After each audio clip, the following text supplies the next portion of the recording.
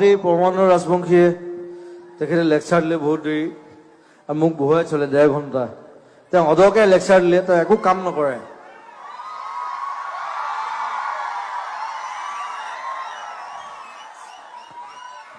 তেওঁ এবাৰ গুৱাহাটী সাহিত্য সভাত মোক মাতি লৈ গ'ল ক'লে মোক জুবিন মই সব স্পষ্ট কথা কওঁ দেই মোৰ লোক ধাক একো নাই তেওঁ মোক মাতি লৈ গ'ল যে জুবিন তুমি আমাৰ পইচা পাতি নাই সাহিত্য সভা ঠিক আছে সাহিত্য সভা অ'কে মই যাম গৈ মই 1 ঘণ্টা এনেই গান গালো একো নাই অ'কে আমাৰ গুৱাহাটী মিউজিচিয়ানে বজাইছে সব মোৰ ভাই বন্ধু তাৰপিছত মোক এটা পেকেট এটা দিছে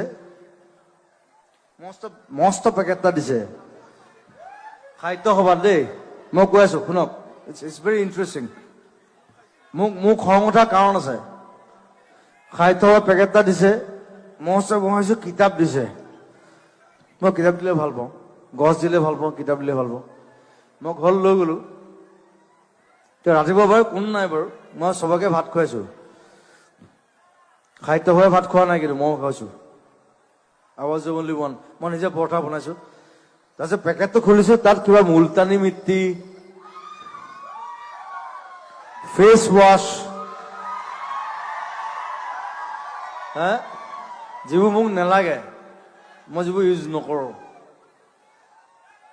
মই বোলো কিতাপ দিব লাগিছিলে ৱাই পৰমানন্দ ৰাজবংশী মই ডাইৰেক্টলি ইয়াৰ পৰা গালি পাৰিছো ইয়াৰ পৰা He's doing bad. মই ইমানজনে শুনি আছিলো মই আজি ডাইৰেক্টলি গালি পাৰিছো মই ডাইৰেক্টলি গালি পাৰো চবকে